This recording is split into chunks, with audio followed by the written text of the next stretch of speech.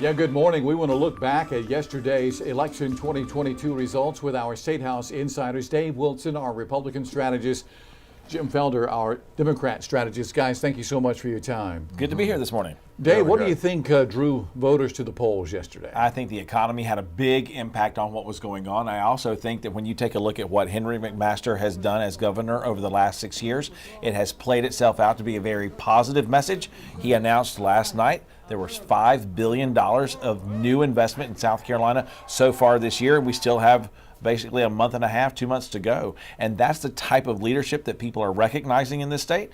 And I think that that was a thing that pulled a lot of people to the polls. Mr. Felder, let me ask you about that as well. Do you think the Democrats' message about the economy was strong enough in the election? It was not strong enough. And people came out this time also because they wanted to test this new early voting. And that's what really got a lot of people out.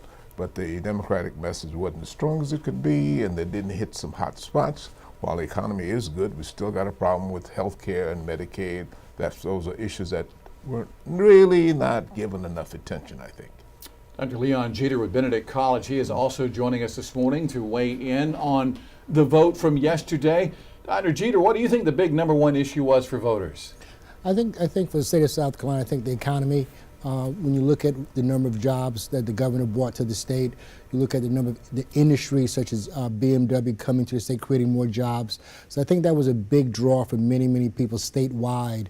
When you're talking about inflation, talking about households and incomes and things like that. So I think it was rather motivating for people on yesterday to vote for the electorate that they did vote for.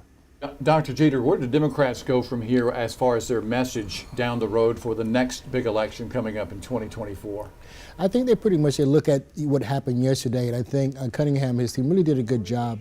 As I said before, you got nearly 42% of the vote, so they did do some things right, looking at the message that you want to send for the state of South Carolina when it comes to jobs, when it comes to education, but also more importantly, looking at to the low country, rural communities, those folks who are often disenfranchised, really reaching out on the community level and really bringing people together to really make a statewide change and not just for some. So I think they've got a good start. I think you look at the election today, the issues that Cunningham put forward were sound, but yet still he needs to bring more people along, get more inclusive statewide than he's done. But he did a good showing. He put a kink in the armor of the Republicans. So he shows that there is some things that could be done for the next cycle. Right. Dr. Jeter, thank you there. Mr. Felder, let me let you weigh in on that. 6th District Congressman Jim Clyburn, who easily won re-election, basically says Democrats need to kind of focus in on a new message, I guess, moving forward, basically is what he said. Exactly. The new message has to be something that people can gravitate to. And right now, that didn't happen this time around. But down the road, I think we learned something from this election. And so next time around, 2 years from now, we should be up to speed.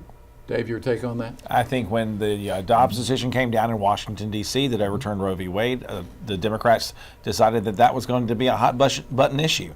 And as many opportunities as were there to really focus on what can we do to address the economy, they stayed on the abortion issue. And I think that was one of those places that for a lot of folks in South Carolina, it was a bridge too far for them to say, I'm going to put my energies and my focus behind that candidate just on that particular issue.